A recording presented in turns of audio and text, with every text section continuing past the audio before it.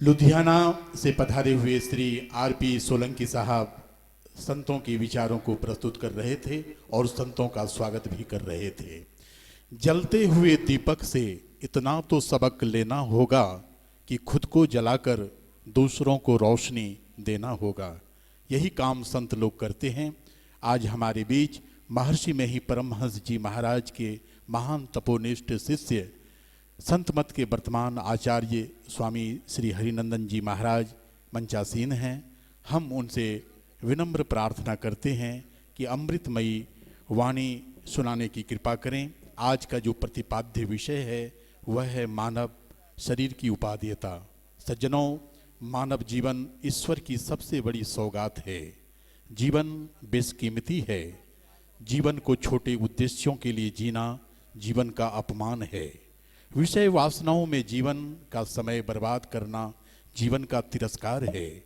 यदि हम अपनी आंतरिक क्षमताओं का पूरा उपयोग करें तो हम मानव से महामानव बन सकते हैं।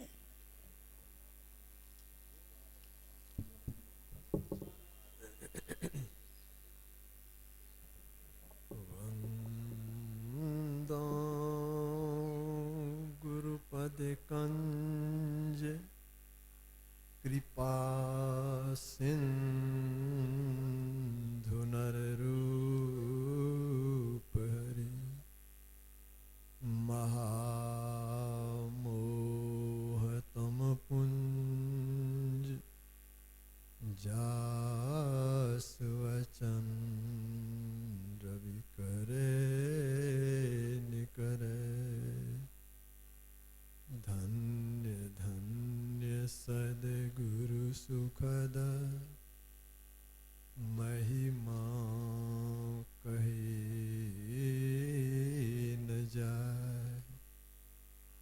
जो कुछ कहो तुम्हारी कृपा मोते कछु न बसाए। बोलिए श्री सद्गुरु महाराज की जय। मंच पर विराजमान श्रद्धे महात्मागण, इस सत्संग सभा में पधारे हुए सभी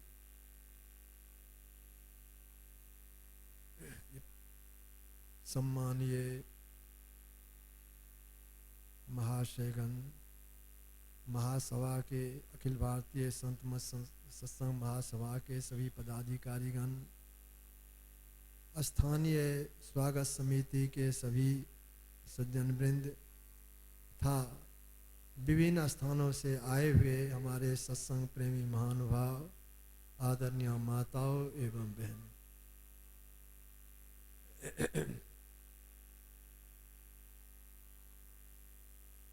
हम लोगों के सत्संग में संत महापुरुषों के कल्याणकारी ज्ञान को समझाने के लिए विभिन्न संतों की वाणी का पाठ होता है। इस समय के सत्संग में गोस्वामी तुलसीदास जी महाराज कृत रामचरितमानस से, जिसमें कि भगवान श्री राम के उपदेश का वर्णन है, उसका पाठ किया गया।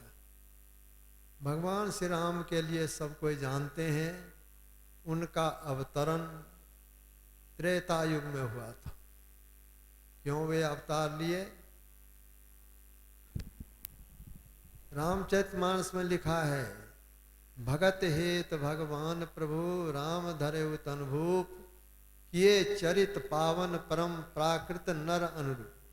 भक्तों के प्रेम बस उनके दुख को दूर करने के लिए वे मनुष्य का शरीर धारण किए। इसके अतिरिक्त मनुष्य का क्या कर्तव्य होना चाहिए, यह नमूना देने के लिए मनुष्य के लिए भगवान श्री राम ने अपने उपदेश में बतलाया। यह शरीर बड़े भाग्य से मिलता है। जैसा कि हम लोगों ने पाठ में सुना, बड़े भाग मानुष तन पावा, पाए हैं हम लोग, मतलब पहले नहीं था, यह शरीर पहले नहीं था, अभी जो हमें प्राप्त है बहुत भाग्य से मिला है। भगवान श्री राम ने अपने उपदेश में बतलाया था यह शरीर कैसे मिलता है। उन्होंने कहा था कि आकर 4,84,00,000 जोनि भरमत यह जीव अविनाशी, फिरत सदा माया कर प्रेरा, काल कर्म स्वभाव गुण घेरा, कभू करी करुणा नर देही, देत ईश बिनु हेत सनेही। भगवान श्री राम ने कहा 4 खाने में 84 लाख किस्म के प्राणी हैं, 84 लाख किस्म के जोनियां हैं। उन 84 लाख जोनियों में माया की प्रेरणा से काल कर्म स्वभाव और गुण के घेरे में रहते हुए जीव को बारंबार विभिन्न शरीरों को धारण करते रहना पड़ता है। 84 लाख जोनियों में बारंबार जन्म लेने पर अपार कष्ट होता है। उन कष्टों को भोग, जिस कष्ट का निवारण अन्य प्राणी कर नहीं सकता। कष्ट तो मनुष्य शरीरधारी को भी होता है। मनुष्य शरीरधारी अपने कष्ट के निवारण के लिए कुछ न कुछ प्रयत्न करते हैं, लेकिन अन्य प्राणी कर नहीं सकता। जैसे कोई भी मनुष्य क्यों न हो, अगर वे बीमार पड़ जाते हैं, गरीब से गरीब क्यों न हो, वे चाहते हैं कि मैं रोग मुक्त हो जाऊं, कुछ न कुछ उसके लिए प्रयत्न करते हैं। जड़ी बूटी किसी तरह से, किसी के सेवन करने से हम रोग मुक्त हो जाएं। डॉक्टर के पास जाते हैं, नहीं है रुपया पैसा, फिर भी कहते हैं कि डॉक्टर साहब मैं बहुत गरीब व्यक्ति हूँ, मेरे पास पैसे नहीं है, आप मेरा इलाज कर देने की कृपा करें। डॉक्टर अगर दयालु होते हैं तो वे बिना फीस लिए दवाई लिख देते हैं। कोई कोई डॉक्टर अपनी ओर से दवाई भी दे देते हैं, लेकिन केवल मनुष्य को ही रोग नहीं होता, रोग तो सभी प्राणियों को होता है। आप देखिए, कोई भी प्राणी अपने को रोग मुक्त करने के लिए कुछ भी प्रयत्न कर सकता है। मनुष्य को चलते चलते पैर में अगर छोटा सा कांटा चुभ जाता है तो मनुष्य उसे निकालते हैं, लेकिन अन्य प्राणी के शरीर में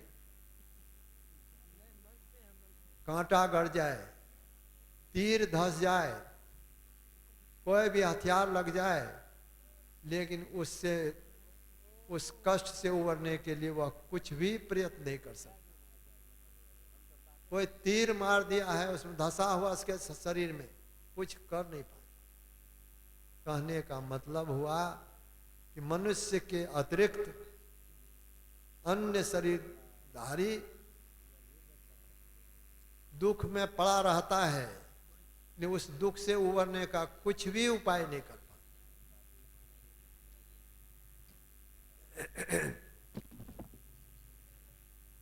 ये तो जीवन काल का दुख।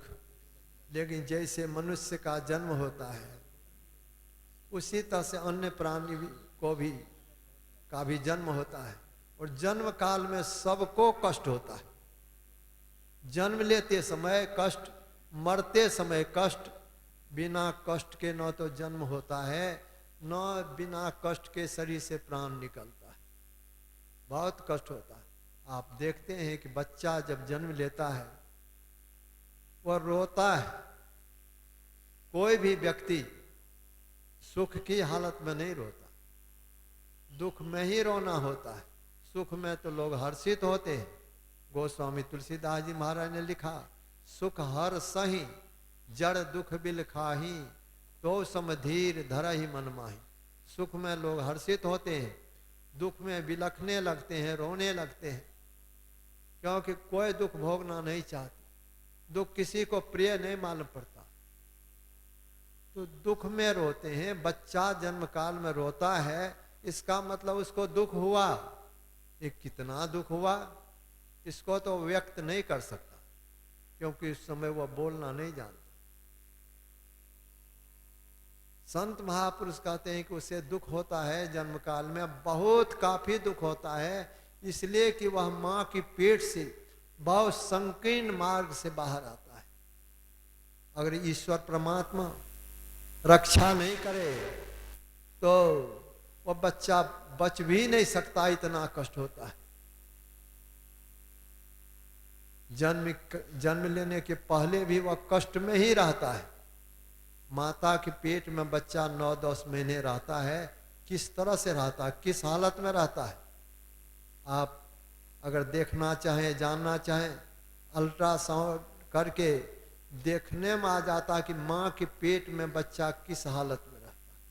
पैर ऊपर की तरफ, सिर नीचा की तरफ, लेकिन उसके कोमल शरीर में पखाना का कीड़ा, पेशाब का कीड़ा, खून का कीड़ा काटता है, उसके लिए वो कुछ भी प्रयत्न नहीं कर सकता।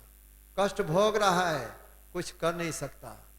गर्मी के समय में बाहर में लोगों को गर्मी लगती है तो लोग पंखा झलने लगते हैं, लेकिन माता के पेट में रहने वाला बच्चा को क्या गर्मी नहीं लगती? उस समय उसके लिए क्या प्रयत्न, क्या वह स्वयं प्रयत्न कर सकता है या उसके लिए कोई कर सकता है? कुछ नहीं करता।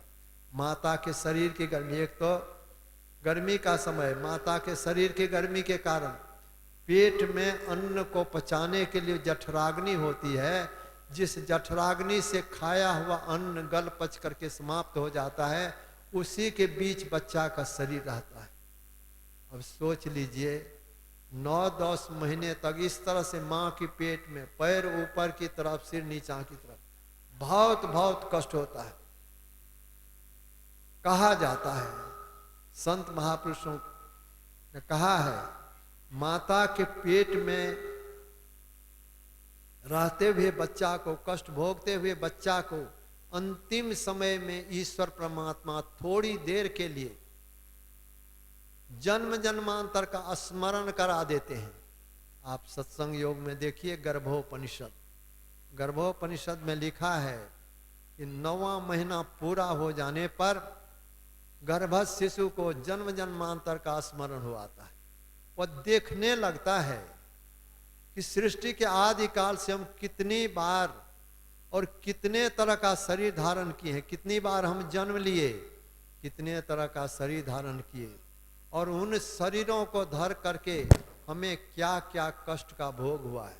जैसे आप सिनेमा का चित्र देखते हैं, टीवी में देखते हैं, अनेक तरह का चित्र आपके सामने आ जाता है, हटते जाता है, उसी तरह से माता के पेट में रहने वाला बच्चा को अंतिम समय में सृष्टि के आदि काल से जितनी बार जन्म लिया है, जितने तरह का शरीर धारण किया है, सब चित्र उनके सामने आता है, और कितना कितना कष्ट भोगा है सो देखने में आता है।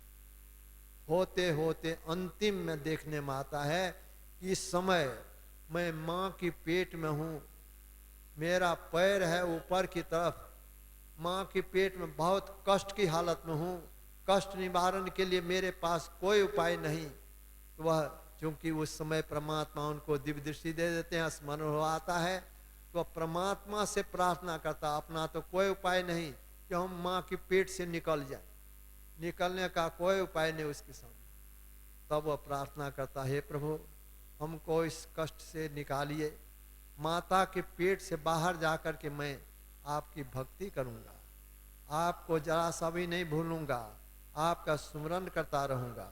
संत कबीर साहब ने लिखा है, गर्भवास में रहियो कहियो मैं भजी हो तो ही, निस दिन सुमरो नाम कष्ट से काढ़ो मोई, चरणन ध्यान लगाए के रहो नाम लो लाए, निकल तो ही सारी हो यह तन रहे की जाए, इतना कियो करार कार ही प्रभु बाहर कीन्हा, भूल गयो वह बात भयो माया आधीना। जन्म के पहले तो स्मरण था, स्मरण रहता है, लेकिन जन्म हो जाने पर अपनी प्रतिज्ञा को भूल जाता है। अब याद नहीं रहता कि हमने क्या प्रतिज्ञा की, माया का आवरण छा जाता है, कष्ट के कारण अचेतपन आ जाता है और भूल जाता है। तो जन्म काल में कितना कष्ट हुआ, यद्यपि हम लोग बहुतों बार जन्म लिए हैं, कितनी बार जन्म लिए इसका कोई लेखा जोखा नहीं है, इसकी कोई गणना नहीं।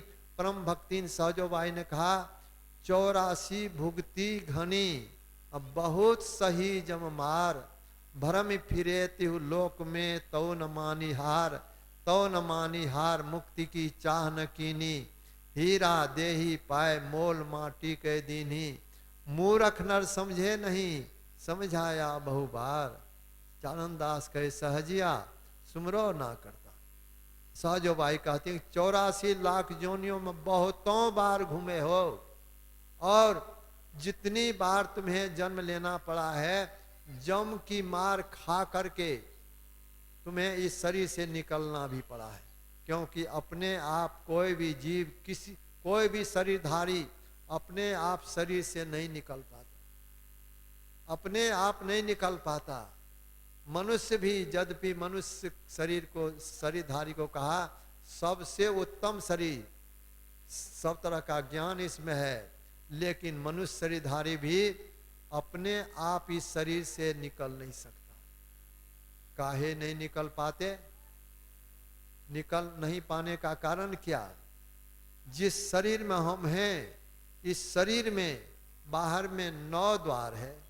हमारी 2 आंख, हमारा 2 कान, नाक का 2 छिद्र, 6 हुआ, 1 मुंह, 7 मलमूत्र त्यागने का 2, ये 9 द्वार है। अब सोच लीजिए 9 द्वार तो है बाहर में, लेकिन 9 में से किसी द्वार हो करके अभी तक, जन्म काल से लेकर अभी तक एक बार भी हम लोग निकल पाए? नहीं निकल पाए। इस समय अगर हम लोग चाहें कि हम इससे निकल जाएं, फिर इसमें हम आ जाएं, क्या यह अख्तियार है? यह अख्तियार नहीं है। काहे नहीं निकल पाते? जब इस शरीर में हम हैं और इसमें मार्ग भी 9 द्वार है, तो फिर हम निकल क्यों नहीं पाते? संत महापुरुष कहते हैं ये 9 द्वार ऐसा द्वार है, कष्ट का द्वार, जिस हो करके ठीक उसी तरह से कोई हिम्मत नहीं कर पाता, निकल नहीं सकता अपने आप। जैसे किसी घर के अंदर ये दरवाजा के सामने अगर आग धधक रही हो, कोई निकलना चाहे, क्या हिम्मत होगा कि आग पर होकर के हम घर से निकल जाएं? हिम्मत नहीं होगा। किसी द्वार के सामने एक लोहे का कांटा बिछा हुआ हो, अपने नहीं निकलना चाहेंगे उस होकर के। लेकिन अगर कोई पीटने लगे, बदमाश आकर के घर में प्रवेश कर जाए और पीटने लगे, भागना चाहेंगे, आग हो करके भागना चाहेंगे तो क्या हालत होगी? लोहे के कांटा हो करके भागना चाहेंगे तो हमारे क्या हालत होगी? जिस तरह से उस हो करके निकलने में कष्ट होता है, ठीक उसी तरह से ये 9 द्वार ऐसा है जिस होकर के जीव को निकलने में बड़ा कष्ट होता है। इस कारण जीवन भर अपने आप नहीं निकल पाता। लेकिन इस शरीर में रहने की अवधि जब समाप्त हो जाती है, तब रह भी नहीं सकते, अपने आप तो निकल नहीं सकते, लेकिन रहने भी नहीं दिया जाता। तो कैसे निकलना होता है? संत कवि साहब ने कहा कि करोड़ मनवादिन की तत्वीर, जब जब राजा आन परेंगे नेक धरत नहीं धीर, मुगरिन मार के प्राण निकासत व्याकुल हो शरीर, करोड़ मनवादिन की तत्वीर। संत कबीर साहब मन को समझाते हुए कहते, अरे मन, तुम अचेत परे हुए हो, जिस शरीर में तुम हो, इस शरीर में निकलने के जो मार्ग है उससे तुम निकलने में समर्थ नहीं हो, लेकिन अंतिम में तुम्हें निकलना पड़ेगा। कैसे निकलोगे?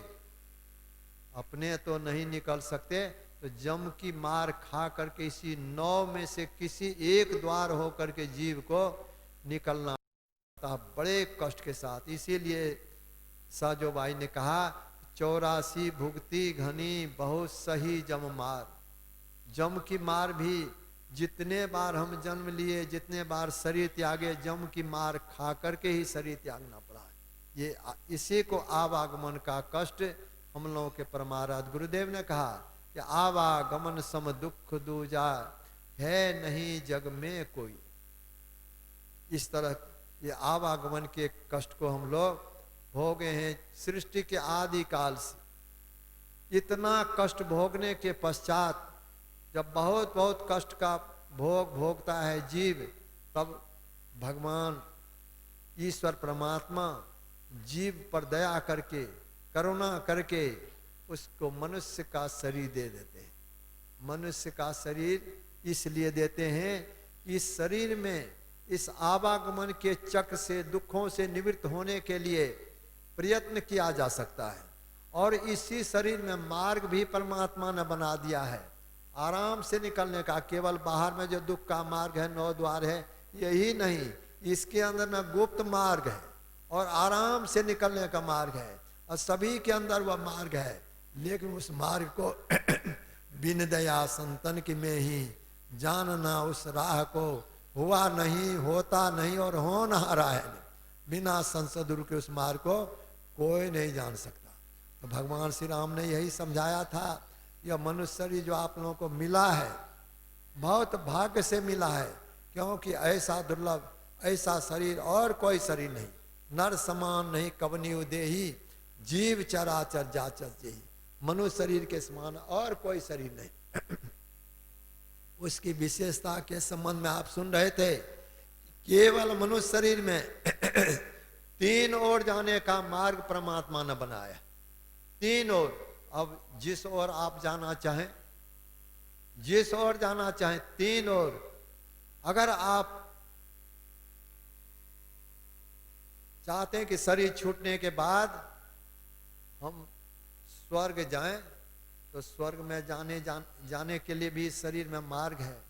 लेकिन जो और अगर कोई चाहते हैं कि परमात्मा के धाम में पहुंच जाएं, तो परमात्मा के धाम में जाने के लिए मार्ग बना हुआ है।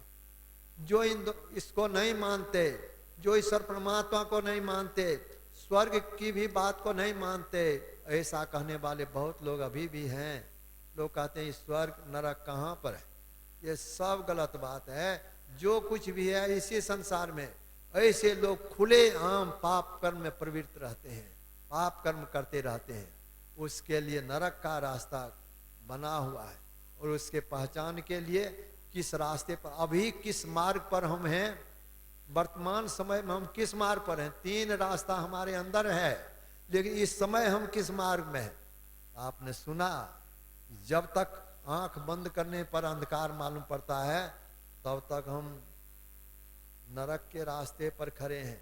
इस रास्ते पर जैसे किसी सड़क पर कोई है, वह सड़क जहाँ जाएगा वहीं पहुँचेंगे। तो अगर अंधकार हमारे अंदर है, आंख बंद करने पर अंधकार मालूम पड़ता है, तो यह रास्ता नरक में जाने के लिए। लेकिन अगर संत सदगुरु की युक्ति के अनुसार हम साधन भजन करके अपने आप को अंधकार के घेरे से निकाल लिए हैं, अपने अंदर में प्रकाश मालूम पड़ता है, तो निश्चित रूप से तब ये हम स्वर्ग के रास्ते पर हैं। लेकिन स्वर्ग का रास्ता भी, स्वर्ग में जाकर के अवश्य ही सुख होता है, नरक में दुख होता है, स्वर्ग में सुख होता है। लेकिन दोनों संसार चक्र में घुमाने वाला है, इससे मुक्ति नहीं मिलती, आवागमन का चक्र नहीं छूटता। और स्वर्ग सुख के साथ भी आपदा लगी रहती है, दुख लगा रहता है। तीसरा मार्ग परमात्मा के धाम में जाने का है, जहाँ जाने पर फिर ये दुखमय संसार में आना नहीं पड़ता। तो हम इस समय किस मार्ग पर हैं? संत महापुरुष कहते हैं, अगर अपने अंदर में परमात्मा की पुकार तुम सुन रहे हो, जैसे हम लोग अपने घर में अपने संबंधी की पुकार को सुनते हैं। बच्चा कोई खेलने लगता है, खेलता रहता है, अगर उनके पिता उनको पुकारते हैं, घर से माता पुकारती हैं, तो उनकी पुकार को सुन करके बच्चा खेलना छोड़ करके उनके पास पहुंच जाता है। ठीक उसी तरह से हम लोग परमात्मा की संतान हैं, परमात्मा की पुकार हो रही है। क्यों पुकार रहे हैं? इसलिए कि हम ये दुखमय संसार में आ गए हैं, शरीर के घेरे में आ गए हैं, शरीर रूप कारागार में पड़े हुए हैं। वे कहते हैं कि शरीर के अंदर रास्ता है, इसी रास्ते से तुम मेरी गोद में आ जाओ। उनकी पुकार हो रही है। उनकी पुकार को जो अपने अंदर में सुनते हैं, तो उसके सहारे वे परमात्मा के धाम में, ये मोक्ष में जाने का रास्ता। 3 तरह का रास्ता बना हुआ है सभी के अंदर, सबके अंदर। अब जिस ओर आप जाना चाहें, जिस ओर जाना चाहें उसके लिए संत महापुरुष कहते हैं कि लोगों, अंधकार में जब तक रहोगे तब तक भूलें होती रहेगी। जैसा कि संत राधा स्वामी साहब ने कहा, इस नगरी में तिमिर समाना, भूल भरम हर बार, खोज करो अंतर उजियारी, छोड़ चलो नौ द्वार। जब तक अंधकार में रहोगे भूलें होती रहेगी, भरम होता रहेगा, जो नहीं करने का वह करते रहोगे, ज्ञान की बात सुनोगे लेकिन उस पर स्थिर नहीं रह पाओगे। इसलिए करो क्या, खोज करो अंतर उजियारी, अपने अंदर में प्रकाश है उसकी खोज करो। गोस्वामी तुलसीदास जी महाराज ने कहा, अगर इसकी खोज नहीं करते हो अगर इस जीवन काल में जब अनमोल शरीर जो परमात्मा ने तो तुम्हें दिया है, इस मनुष्य शरीर को पाकर अगर अपने अंदर के प्रकाश की खोज नहीं की तो अंत में होगा क्या। उन्होंने लिखा, कहा, जब लग नहीं निज हृदय प्रकाश, और विषय आस मन माही, तुलसीदास तब लग जग जोनी, भ्रम सुख सपने हो नाही। जब तक अपने अंदर में प्रकाश नहीं हो जाता तब तक विषयों की आशा नहीं छूटती। विषय कैसा है, हम लोग रोज पाठ करते हैं कि अंधकार में रहने के कारण जब तक अंधकार में जीव पड़ा हुआ रहता है तब तक यह विषय भ्रम बस सुखदायक मालूम पड़ता है। मृग बारी सम सभी प्रपंचन, विषय सब दुख रूप है। मृग तृष्णा के जल के समान सर्वथा असत्य, लेकिन असत्य होते हुए भी यह दुख देने वाला होता है। जैसे स्वप्न का दृश्य है असत्य, लेकिन स्वप्न के दृश्य को देख करके लोग भयभीत हो जाते हैं। जैसे कोई स्वप्न देख रहे हैं कि एक विशाल शरीर वाला हाथी दौड़ता हुआ आ रहा है, हमको सूंड से लपेट करके चापने के लिए, मारने के लिए। अब ऐसा अगर देखेंगे तो स्वाभाविक लोग भयभीत हो जाते हैं, भागना चाहते हैं। स्वप्न में ऐसा देख रहे हैं कि हाथी दौड़ता हुआ आ रहा है, स्वप्न में देखने में आता है, लेकिन जग जाने पर वह सत्य नहीं रहता। जग जाने पर सत्य नहीं रहता, लेकिन जब तक स्वप्न देख रहा था तब तक क्या दुख नहीं हुआ। ठीक उसी तरह से अभी जो तुम इंद्रियों के द्वारा जो कुछ भी ग्रहण करते हो, यह इंद्रिय का विषय है। यह विषय कैसा, मृग तृष्णा के जल के समान सर्वथा असत्य है और दुख देने वाला है। मृग बारी सम सभी प्रपंचन, विषय सब दुख रूप है। सब विषयों का भोग गुरु कहते हैं, रोग करा देते वियोग। इस बात को कहते कौन, संत महापुरुष। इसका यह कहते हैं यह सुखदायक नहीं है, लेकिन जब तक अंधकार में रहेंगे तब तक यह इस भ्रम का निवारण नहीं हो सकता। तब तक इसी ओर दौड़ते रहेंगे। जैसे फतिंगा रात के समय जलती हुई आग को, धधकती हुई आग को देखकर उस ओर उड़ करके उसमें कूदना चाहता है, कूद पड़ता है। लेकिन जरा सोचिए, पहले तो उसकी इच्छा होती है कि हम आग के पास जाए, किस लिए, तो उसमें जाने पर हमें सुख मिलेगा। लेकिन आग में जब कूद पड़ता तो उससे सुख नहीं मिलता, उसकी जान जाती है, उसे जीवित जलना पड़ता है। ठीक उसी तरह से संसार का विषय है। तो यह विषय सुखदायक तब तक मालूम पड़ता रहेगा जब तक हम अंधकार में हैं। इसीलिए गोस्वामी तुलसीदास जी महाराज ने कहा कि इस दुख से उबरने के लिए इस मनुष्य शरीर में ही अंधकार से निकलने के लिए प्रयत्न किया जा सकता है। अंधकार से निकलने का मार्ग इसी शरीर में है, जिस शरीर में हम कैदी की तरह पड़े हुए हैं। जैसे कैद में कैदी रहता है, उसी तरह से शरीर रूप कारागार में हम लोग पड़े हुए हैं। इससे अपने आप निकल नहीं पाते। अब कब से हैं इसमें, जब से यह संसार है तब से शरीर रूप कारागार में है। संत महापुरुष कहते हैं कि एक शरीर छूटता है, लेकिन एक ही शरीर अगर रहता तब तो जीव इस शरीर रूप कारागार से मुक्त हो जाता। लेकिन एक ही शरीर के अंदर जीव नहीं है, 5 शरीरों के अंदर है। स्थूल शरीर को हम लोग देखते हैं, इसके अंदर सूक्ष्म शरीर है, उसके भी अंदर कारण शरीर है, उसके अंदर महाकारण शरीर है। ये 4 जड़ शरीर हुआ, स्थूल, सूक्ष्म, कारण और महाकारण। 5वां चेतन शरीर है। ये इतने शरीर जब तक नहीं छूटते तब तक जीव मुक्त नहीं हो पाता, तब तक जीव बंधन में रहता है। 4 शरीर के अंदर कुछ भी ज्ञान नहीं रहता, स्थूल, सूक्ष्म, कारण, महाकारण। 5वां शरीर में अवश्य ही अपनी पहचान, अपना ज्ञान हो जाता है कि उस समय भी वो चेतन का आवरण रहता है।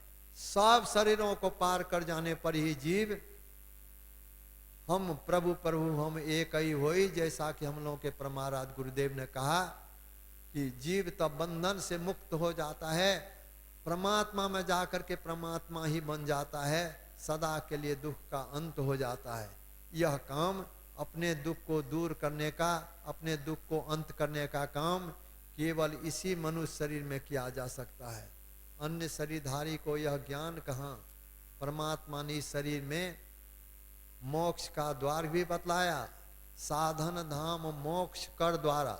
सब तरह का साधन इस शरीर में कर सकते हैं, मोक्ष का दरवाजा इस शरीर में बना हुआ है। ऐसे अनमोल शरीर को पाकर अगर हम अपने आप को बंधन से मुक्त करने का प्रयत्न नहीं करते, तब तो गोस्वामी जी ने लिखा कि बड़े भाग मानुष तन पावा, सुर दुर्लभ सब ग्रंथ ही गावा, साधन धाम मोक्ष कर द्वारा, पाई न जय परलोक समारा, सो परत्र दुख पावई, सिर धुनि धुनि पछताए, काल ही कर्म ही ईश्वर ही मिथ्या दोष लगाए। अंतिम में वे काल को, काल मतलब समय, समय को दोष देते हैं कि हमको समय नहीं मिला, परमात्मा की भक्ति करने के लिए हमको समय नहीं मिला। कर्म को दोष देते हैं, हमारे कर्म में लिखा हुआ नहीं था इसीलिए नहीं कर पाए। ईश्वर परमात्मा को भी दोष देने से नहीं चूकते कि परमात्मा की कृपा नहीं हुई, कृपा होती तो हम परमात्मा की भक्ति करते, हम बंधन से मुक्त हो जाते। लेकिन गोस्वामी जी कहते मिथ्या दोष लगाए, झूठ मूठ का दोष, काल को दोष, कर्म को दोष, परमात्मा को दोष, ये झूठ मूठ का दोष। परमात्मा की तो बड़ी कृपा हुई है, मनुष्य शरीर हम लोगों को दिया है, इसीलिए दिया है, विषयों के भोग के लिए नहीं। भगवान श्री राम ने अपने उपदेश के क्रम में कहा था कि यही तन कर फल विषय न भाई, अपने राज्य के लोगों को, जबकि भगवान श्री राम के राजत्व काल में सबके साथ बहुत सुख की हालत में थे, लेकिन भगवान श्री राम ने सोचा शरीर तो एक दिन छूटेगा, सबका छूटता है, जिसका जन्म होता है एक न एक दिन शरीर सबका छूटता है। हमारे राज्य में जितने लोग हैं इन सब का भी शरीर छूटेगा। इस समय अवश्य ही लोग भौतिक सुख के साधनों से संपन्न हैं, किसी को किसी तरह का अभाव नहीं है, लेकिन शरीर छूटेगा। शरीर छूटने के बाद यह दुख में नहीं जाएं, इसीलिए उनका उपदेश हुआ था। उन्होंने इसीलिए कहा था कि जिस उद्देश्य से, जिसके लिए परमात्मा ने यह मनुष्य शरीर दिया है उस काम को करो। किसके लिए दिया? गोस्वामी तुलसीदास जी महाराज ने रामचरितमानस में लिखा, दे धरे कर यही फल भाई, भजिए राम सब काम बिहाई। यह मनुष्य शरीर जो मिला है परमात्मा की भक्ति करने के लिए। किस तरह से भक्ति करने के लिए? भजिए राम सब काम बिहाई। काम बिहाई लोग इसका दूसरे तरह से अर्थ करते हैं। काम को केवल काम धना ही नहीं, अगर इसका हम अर्थ ऐसा करें कि सब काम धना को छोड़ करके परमात्मा की भक्ति करो, क्या ऐसा संभव हो सकता है? अगर कोई छोड़ भी दें तो छोड़ देंगे, भले काम धना छोड़ दे, लेकिन भोजन नहीं छोड़ सकते। भोजन के बिना रह नहीं सकते। भोजन चाहिए, वस्त्र चाहिए, रहने के लिए घर चाहिए। यह कहाँ से आवेगा? हमारे पिताजी हैं, माताजी हैं, उनका बहुत बहुत उपकार है। इस समय हमारा धर्म होता है कि हम उनकी सेवा करें, उनको भोजन दें, वस्त्र दें, सब तरह की सेवा करें। यह कहाँ से आवेगा? काम धना छोड़ देंगे तो यह कहाँ से आवेगा? संत लोग काम धना छोड़ने के लिए नहीं कहते, बल्कि गोस्वामी जी ने तो कहा कर से कर्म करो विधि नाना, चित राखो जहाँ कृपा निधाना। कहा कि परमात्मा ने तुम्हें हाथ दिया है, केवल मनुष्य को हाथ दिया है, हाथ कर्म करने के लिए है। कहा कर्म करने के लिए हाथ दिया है, इस हाथ से तुम कर्म करो। कर से कर्म करो विधि नाना, अनेक तरह का कर्म अपने भरण पोषण के लिए, अपने परिवार के लोगों का भरण पोषण के लिए जो काम हो धर्म पूर्वक करते रहो, अपने कर्तव्य कर्म का पालन करते रहो, लेकिन अपने ख्याल को परमात्मा की ओर लगा करके रखो। कर से कर्म करो विधि नाना, चित राखो जहाँ कृपा निधाना। अब कहेंगे कि यहाँ पर कहते हैं कि हाथ से काम करते रहो, और गोस्वामी जी ने कहा कि भजिए राम सब काम बिहाई, सब काम धना छोड़ करके। संत लोग कहते हैं काम धना छोड़ करके नहीं, ये काम का अर्थ केवल काम धना ही नहीं होता।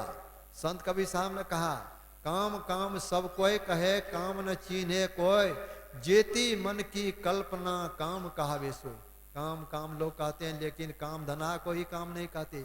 मन में जितने प्रकार की इच्छाएं उत्पन्न होती है, जितने तरह का मन में संकल्प विकल्प होता रहता है, इन सब को संत महापुरुषों ने कहा कामना इच्छा का, इन इच्छाओं को, इन चिंतन को, इसको छोड़ करके केवल परमात्मा की ओर अपने ख्याल को जोड़ करके रखो। इसी में इस मानव तन की सार्थकता है। संसार के कार्यों को करते हुए तब सब इच्छाओं को छोड़ करके रखें, मतलब कर्तव्य कर्म को करने के लिए मना ही नहीं। संत लोग कहते हैं कर्तव्य कर्म को करते रहो, और मन में ख्याल बना करके रखो कि यह शरीर सब दिन नहीं रहेगा, छूटेगा। इस जीवन में अगर परमात्मा की भक्ति हम नहीं करेंगे, यह शरीर जो परमात्मा ने हमें दिया है फिर बारंबार नहीं मिलेगा। जैसा कि संत गुरु नानक साहब ने कहा, नहीं ऐसो जन्म बारंबार, का जानी कछु पुण्य प्रगट्यो तेरो मानु खा अवतार, घटत छिन छिन बढ़त पल पल जात न लागत बार, वृक्ष ते फल टूटी पड़ी हैं बहुरी न लागत डार, काम क्रोध वैर वाले संहार तन को विषम एरी धार, बेड़ा बांधो सूरत का चढ़ उतरो भव जल पार। इस तरह से कहा कि नहीं ऐसो जन्म बारंबार, मनुष्य शरीर जब मिला है, या मनुष्य शरीर बारंबार अपने आप नहीं मिलता। ऐसा मत सोचें कि मनुष्य का बच्चा, या अभी मनुष्य शरीर है तो फिर हमारा शरीर छूटने पर हमें मनुष्य का शरीर ही मिलेगा, ऐसा होना संभव नहीं होता। इसी जीव को विविध, या इस जीव को, शरीर जीवात्मा को विविध शरीर धारण करना पड़ता है। अब जैसा हम बनावें, जिस तरह का संस्कार डालेंगे, वैसा अंत मति सो गति। जिस तरह का हम काम करते हैं, अंतिम में वैसा ही स्मरण होता है। देहावसान समय चित्ते यदि यदि विभावियत तत्देव भवे जीव इत्येवं जन्म कारणं। देह त्याग के समय जीव जो जो भावना करता है, वही उसके आगे के जन्म का कारण होता है। तो इस अभी मनुष्य का शरीर प्राप्त है, अगर हम पाप कर्म में लिप्त हैं, अनेक तरह का पाप कर्म कर रहे हैं, दुराचार कर रहे हैं, अंतिम में हमारे मन में क्या भावना उत्पन्न होगी? परमात्मा की भक्ति का स्मरण नहीं होगा। जीवन काल में जैसे दिन भर जिस ख्याल में लोग रहते हैं, रात में सोने पर उसी तरह का स्वप्न होता है। अच्छे ख्याल में रहते हैं तो स्वप्न अच्छा होता है, अगर बुरा चिंतन करते हैं सोते समय तो स्वप्न भी बुरा होता है। ठीक उसी तरह से जीवन भर जिस ख्याल में लोग रहते हैं, अंतिम समय में शरीर छूटने के समय वैसा ही होता है। आप लोग जानते होंगे, सुने होंगे कि राजा भरत राजा थे, बड़े धर्मात्मा राजा थे। उनके मन में वैराग्य हुआ। उन्होंने सोचा कि राजभोग में ही सारा जीवन को नहीं गंवा देना चाहिए, तपस्या करनी चाहिए। अपना राज अपने पुत्र को सौंपकर वे जंगल चले गए ध्यान तपस्या करने के लिए। वहाँ वे तपस्या कर रहे थे। उसी क्रम में एक रोज एक हिरनी जल पीने के लिए गई और उसी अवसर पर सिंह की धार बहुत जोर की गर्जना सुन करके वह हिरनी भयभीत होकर के जो फांदी, उसके पेट में जो बच्चा था वह डर फांदने के कारण वह गिर गया, उसके पेट से पानी पर बहने लगा। हिरनी तो भाग गई डर से, बच्चा पानी पर तैर रहा था। राजा भरत जो तपस्वी के रूप में वहां पर जंगल में थे, उन्होंने देखा, बड़ी दया आ गई। वह उसको उठा करके ले आए, अपनी कुटी पर ले आए, उसको पालने लगे। एक रोज ऐसा हुआ, अब उस राजा भरत को उस बच्चा से बहुत स्नेह हो गया। अब वह उस हिरण के बच्चा को भी राजा भरत से बहुत प्रेम, वह उनके पास आकर के उनके जांघ पर लेट जाए। राजा भरत को बहुत अच्छा लगे। अपना परिवार तो छोड़ करके आए थे, कोई तो वहां पर था नहीं, केवल हिरण का बच्चा। उसी से इतना अधिक प्रेम हो गया, इतना अधिक स्नेह हो गया। एक रोज ऐसा हुआ कि जंगल से कुछ हिरण का झुंड आ गया, उसी झुंड में मिल करके वह बच्चा भाग गया। अब राजा भरत को मन नहीं लगने लगा, उसी हिरण की याद हमेशा आने लगी। उसी क्रम में उनका शरीर छूट गया, और शरीर जब छूट गया तो अंतिम समय में वैसा स्मरण हो जाने के कारण, अंतिम समय में हिरण के बच्चा का स्मरण हो जाने के कारण उसका जन्म हुआ हिरण के पेट से। इसीलिए कहा गया अंतमति सो गति। तो अंतिम में क्या ख्याल होगा? जब हम जीवन भर इस ख्याल में रहेंगे, परमात्मा की भक्ति करते रहेंगे, सुमरन ध्यान करते रहेंगे, तब तो अवश्य ही अंतिम समय में हमें यह ख्याल आवेगा, आगे का जीवन मनुष्य का शरीर मिलेगा। अगर इसके विपरीत केवल हम संसार के भोगों को भोगने में लगे हैं, यह भोग तो सब शरीर में हम भोगे हैं, विषयों का भोग, गाय भैंस कुत्ता बिल्ली घोड़ा गधा, सभी शरीरों में हम विषयों के भोग को भोगे हैं। अगर उसी में यह जीवन, अनमोल जीवन समाप्त हो गया, लड़ने झगड़ने, उठा पटक, मार पीट, लड़ाई झगड़ा, इसी में जीवन अनमोल शरीर समाप्त हो गया, अंतिम समय में क्या स्मरण आवेगा? तब नहीं ऐसो जन्म बारंबार। गुरु नानक साहब ने कहा मनुष्य शरीर मिला, लेकिन जिस उद्देश्य से, जिस कार्य के लिए मनुष्य शरीर परमात्मा ने दिया है, उस कार्य को नहीं किया तो नहीं ऐसो जन्म बारंबार, फिर मनुष्य शरीर नहीं मिलेगा। किस शरीर में जाएंगे कोई ठिकाना नहीं। इसी घर में अगर अन्य जीव जंतु के रूप में जन्म लेंगे तो ज्ञान नहीं रहेगा, कोई नहीं, न हम जान सकेंगे न हमारे परिवार के लोग जान सकेंगे मेरे पिताजी ही इसी घर में अन्य शरीर धर करके जन्म लिया है, किसी को जानकारी नहीं। फिर कब उस शरीर से छूटना होगा, क्योंकि 84 लाख किस्म का शरीर एक बार गिर जाने पर तुरंत उससे उबरना संभव नहीं होता। इस तरह से तो बहुतों बार 84 लाख योनियों में हम लोग घूमे हैं। परमात्मा की कृपा से मनुष्य का शरीर हम लोग को मिला है। संत कवि साहब ने कहा 184 भरम के पांव पर अटके आए, अब की पासा ना परा फिर 84 जाए। 84 लाख योनियों में बहुत बहुत कष्ट का भोगने के पश्चात परमात्मा ने कृपा करके मनुष्य का शरीर दिया। जिस कार्य के लिए परमात्मा ने मनुष्य का शरीर दिया है, उस कार्य को अगर नहीं किया, वैसे ही शरीर छूट गया संसार के कार्यों में, संसार के भोगों को भोगने में।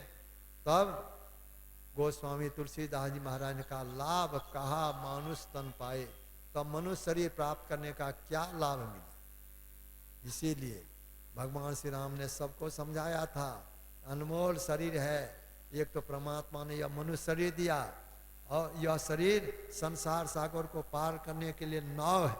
जैसे नाव नहीं रहे तो पार नहीं जा सकता, ठीक उसी तरह से यह मनुष्य शरीर अगर नहीं रहे तो परमात्मा की भक्ति करके इस संसार सागर से कोई पार नहीं हो सकते। तो यह शरीर मिला परमात्मा की कृपा से, और वे परमात्मा गुरु के रूप में, संत सदगुरु के रूप में वे ही आते हैं। जीव हित आप ही आवे, संत शरीर धर करके जो आते हैं संत के रूप में और भगवंत के रूप में, तो संत के रूप में, यद्यपि शरीर उनका हम लोगों की तरह था, हम लोगों के गुरु महाराज थे, शरीर तो हम लोगों की तरह था, लेकिन वे शरीर धारण किए हुए परमात्मा थे। गोस्वामी तुलसीदास जी महाराज ने इसीलिए उनकी वंदना की, वंदो गुरुपद कंज कृपा सिंधु नर रूप हरि।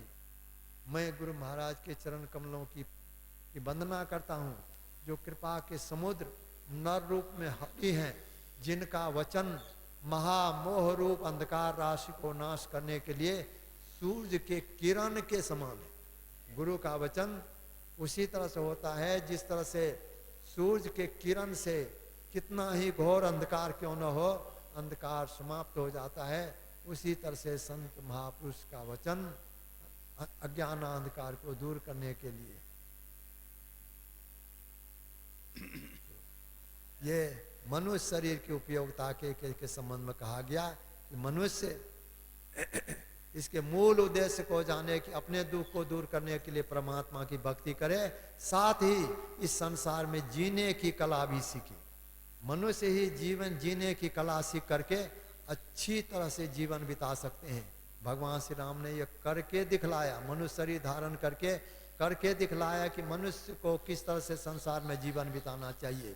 अपनी माता पिता की सेवा, समाज की सेवा, सबकी सेवा हो इस शरीर से, और अपने द्वारा लोगों का उपकार हो, अच्छी रहनी में रहें, पवित्र जीवन बितावें। ये मनुष्य शरीर में ही यह सब काम हो सकता है। भगवान श्री राम ने हम लोगों के सामने नमूना रखा, दिखलाया। मनुष्य शरीर धारण करने का उनका एकमात्र यही उद्देश्य था कि मनुष्य को किस तरह से संसार में बन करके रहना चाहिए, किस तरह का जीवन बिताना चाहिए, यह करके दिखलाया। यह नमूना हम लोग के लिए ग्रहण के योग्य है। हम लोग उनके बतलाए मार्ग, उनके नमूना को भी देखें और उनके बतलाए मार्ग पर चलें, तो हम लोगों का ही लोक परलोक दोनों उत्तम बनेगा, दोनों सुख में शांति में बन जाएगा। यही समय के सत्संग कहा। समय 6 से ऊपर हो चला है। और सज्जनों, वर्तमान आचार्य श्री अभी अपने संबोधन में कह रहे थे कि हम परमार्थ के साधनों को भी पूरा करें। सचमुच आज का प्रवचन आचार्य श्री के मुखारविंद से इतने सरल, सुबोध, बोधगम्य और तोड़ कर जो समझाने की अद्भुत कला है, लग रहा था कि हमारे परमाराध्य श्री सद्गुरु महाराज आचार्य श्री के ऊपर बैठकर ही प्रवचन कर रहे हैं। आज मैंने बाज़ारों में, दुकानों में भी कई जगह बैठा और चर्चाएं सुनी। यहाँ के नगर के लोग, यहाँ के श्रद्धालु बोल रहे थे कि आचार्य श्री इतने सरल ढंग से ग्रामीण लफ्ज़ों और शब्दों के सहारे समझाते हैं कि सारी बातें हम लोगों के दिलो दिमाग पर बैठती जा रही है। यह गुरु महाराज की असीम कृपा है। ऐसा सौभाग्य हमें और कल और परसों के महाधिवेशन के क्रम में मिलेगा। मैं तमाम यहाँ इन दोनों को यह भार दिया गया है कि प्रातःकालीन ध्यानाभ्यास जो 3 बजे से 4 बजे यहाँ पंडाल में होता है, आप निर्धारित समय पर इसकी सूचना दें और एक घंटे का ध्यान आप करवाते रहें। और सायंकाल 7 बजे से 8 बजे तक का यहाँ सामूहिक ध्यान होगा। आरती के साथ अब से कुछ ही देर बाद प्रथम शांति संदेश का आप जरूर ग्राहक बने और शांति संदेश पत्रिका यहाँ आई हुई है, तो इस महीने का और पिछले अंक का भी आप खरीद सकते हैं और शांति संदेश पत्रिका का अवश्य ग्राहक बने। आपके ही सहयोग राशि से ये पत्रिका का कार्यक्रम चलता है और जिस पत्रिका के द्वारा आप संत मत के समसामयिक विषयों, समसामयिक कार्यक्रमों की जानकारी आपको मिलते रहती है कि हमारा वर्ष भर का कार्यक्रम, कहाँ जिला अधिवेशन है, कहाँ महाधिवेशन है, कहाँ विशेष अधिवेशन है और क्या क्या कार्यक्रम हो रहे हैं। एक सूत्र है जुड़ने का, इसलिए हर एक को यह दायित्व होना चाहिए कि हम शांति संदेश पत्रिका का ग्राहक बने और इसके लिए बहुत कम ही राशि रखी गई है। ये हमारे गुरु प्रसाद बाबा विस्तार से प्रातःकालीन सत्संग में बताएंगे। तो इसी सूचना के साथ, ठीक है सीताराम बाबू, ठीक है, सूचना के साथ सभी तरह की सूचनाएं समाप्त हुई। अच्छा, श्री गोविंद बाबू यहाँ सादर उपस्थित हैं। ये स्वागत समिति के